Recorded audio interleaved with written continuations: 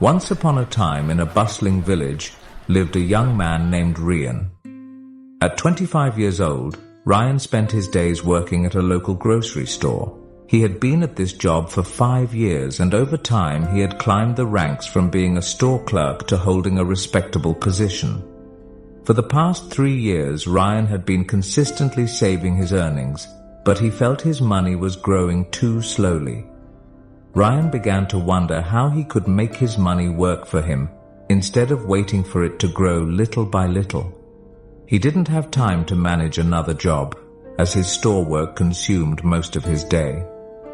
One day, on his day off, he decided to seek advice from Mr. Denier, a wealthy man in a nearby village.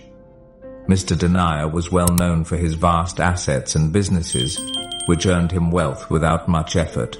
He was the perfect person for Ryan to learn from. Upon arriving at Mr. Denier's house, Ryan found him relaxing under a large, shady tree near his fields, enjoying a cup of coffee. Despite his wealth, Mr. Denier wasn't the busy type. His assets and money worked for him, which was exactly what Ryan wanted to learn.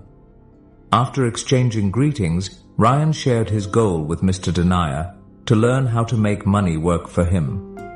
Mr. Denier smiled at Ryan's determination. "Good thinking, Ryan. It's never too early to start learning about passive income," he said. "Passive income isn't just about investing large sums of money or buying gold. With the right mindset, even a small amount can work for you. If you can manage just 1 million rupiah, imagine what you could do with more." Ryan was excited. He listened carefully as Mr. Denier continued. "The first step in building passive income is simple. You need money. Save what you can from your earnings, but avoid taking out loans for investments if you're just starting. It's much safer to work hard and save up, even if it's little by little. Do you understand?" Ryan nodded eagerly. "Yes, Mr. Denier, I understand. What should I do once I have some money saved?" Mr. Denier laughed lightly at Ryan's enthusiasm. "Slow down, Ryan.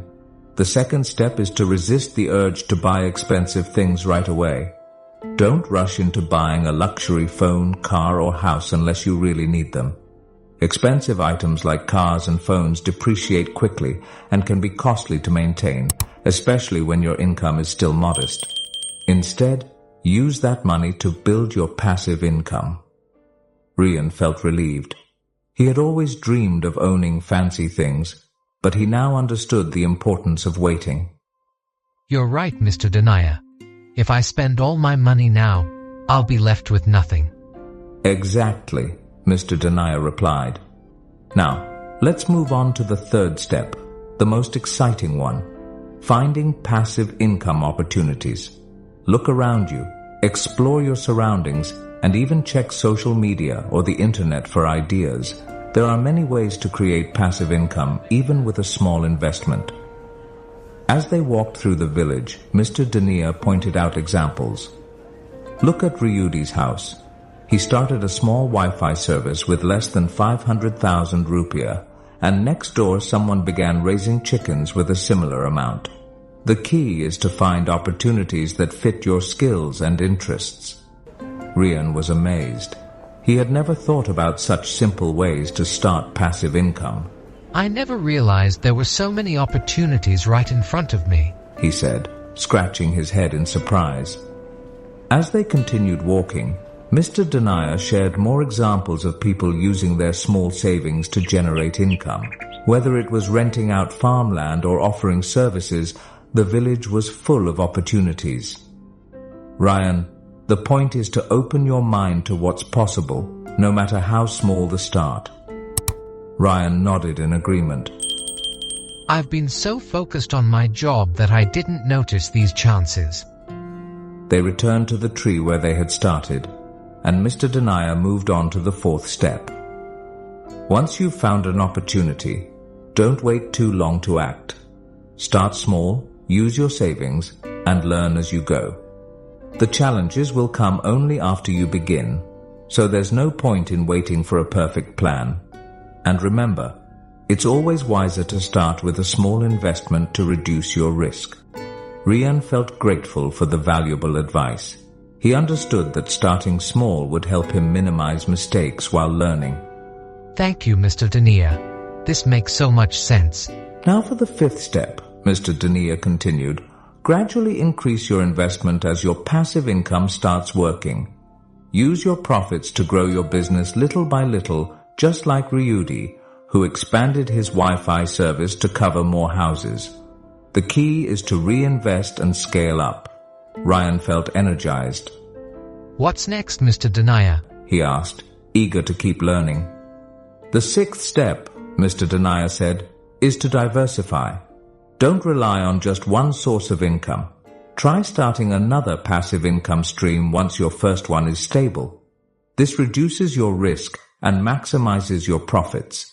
And as a reward for your hard work, it's okay to spend a portion of your earnings. Just don't go overboard. Limit your spending to no more than 50% of your profits. Rian felt even more motivated. It's important to enjoy the rewards of our efforts, right? Exactly, Mr. Denier responded. And finally, the seventh step. Be patient, stay consistent, keep learning, and adapt. Building passive income takes time. Don't get discouraged if you don't see immediate results. Stick with it, keep learning, and don't fall behind.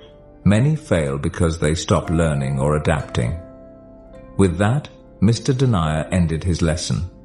Rian left feeling empowered and full of ideas. He knew that with these 7 steps, he could start his own passive income journey and watch his money grow. After enjoying a nice lunch with Mr. Denier's family, Rian said goodbye, excited to begin this new chapter.